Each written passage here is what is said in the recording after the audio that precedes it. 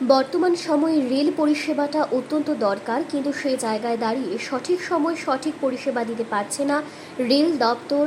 আজ অর্থাৎ রবিবার 6 অক্টোবর 5:40 যে রেলটি ধর্মনগর থেকে আগরতলা যাওয়ার উদ্দেশ্যে রওনা হয়, সেটি প্রথমে ধর্মনগরে গিয়ে কিছু যান্ত্রিক ত্রুটি দেখা দেয়।